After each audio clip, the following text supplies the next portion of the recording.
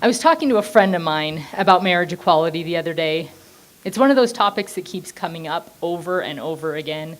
Like, no matter how thoroughly and indisputably you think it's been laid to rest, another election rolls around and there it is on the ballot again in some form or another, as if it never went away in the first place. And this, in spite of the fact that the people have spoken, just like they spoke against miscegenation and desegregation and votes for women all those years ago. The people flooded the streets then and now with signs and rocks and crowds on corners to stand in the way of equality. So anyway, my friend and I are talking about Proposition 8 because even after all this time, it still affects my life every day. And what about you, I want to ask the unhappy couple at church? Has Prop 8 suddenly made your marriage blissful and sanctified? And what about you, man and woman around the corner? You who get drunk and rage and throw things at each other all weekend, but stay together during the week because it's better for the children. And what about you, straight America? You marry and divorce and remarry like there was a contest for it, and a corner on the market of happiness was the biggest prize. So how has the passage of Prop 8 affected your life? Well, what my friend says, he's straight and unmarried, by the way, and I guess he thinks this is pretty profound. What he says is, I don't think gay people should be able to marry per se, but I think you, should be able to have civil unions that are exactly the same as marriage. He blinks proudly, waiting, I suppose, for praise of his even-handed plan.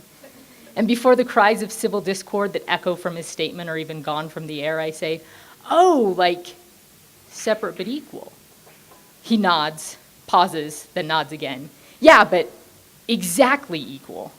And I don't even know where to go from here in our friendship or our conversation. The first thing I think and say is, well, of course, that worked out so well during the segregation era. My friend is blinking in a different way now. I mean, look what it got us. Schools for blacks that were exactly the same as schools for whites. Same size facilities, same quality books and supplies, teachers with the exact same, echoing his echo here, education and training. The system was perfect back then. It exuded equal opportunity until those damn activist judges stepped in and changed the damn laws, right? He squirms a little now, looking at his watch instead of at me because he suddenly realized he's late for something. I let him off the hook and we part ways, forgoing our usual hug. Who knows when we'll get together again. As I walk to my car, I imagine him rushing home to call his mom and his girlfriend, his little community of forward-thinking people who don't get bogged down in the complications of the past. I imagine that they will support his modest proposal because, yes, separate but equal could have worked back then if we'd just gone about it the right way. And this time we'll make sure it works. I imagine that this will give his ego the steroid shot he craves, keeping both conscience and prejudice intact. Then I wonder how he'll remember our dialogue, if he'll remember our dialogue, or if it will go the way of all logic in the face of ignorance, nulled, voided, and set out on the curb with the weekly trash. But in spite of his bias and his pseudo-diplomatic handling of my civil rights, I know my friend doesn't hate me. In fact, I believe he cares very deeply about me. He just doesn't know how to reconcile what is. We are friends. I am in love with someone. I do want to get married. With what might be. The whole world, or at least Western society, or at least the US with its increasingly fickle culture, might fall apart. The fact to which my friend is blind, along with so many well-intentioned people like him, they'd jolt if you ever called it narrow-mindedness.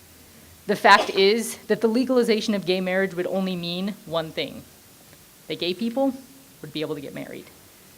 It would not make marriage mean less for straight people any more than having a black kid sit across from you in social studies would make your education mean less. What those so-called activist judges realized in the 60s is that African Americans were as much a part of this country as anybody else. And that meant they should have access to the same rights and privileges that the rest of America had and took entirely for granted. That idea is key. Because what I see when I look out my gay window at the straight world is that marriage doesn't mean all that much to most people. And it certainly isn't treated as a sacred institution.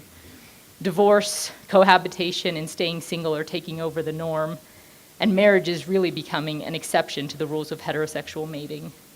So this whole debate becomes child's play. It's like watching a 4-year-old with a toy she's content to ignore until her sister wants to play with it. Then it suddenly becomes the best thing in the world, and of course she won't share it, because what if her sister wrecks it?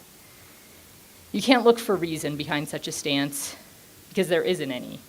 There's only self-interest and petty meanness, entirely forgivable when you see it in a child, but less so in a friend, and not at all in a whole society.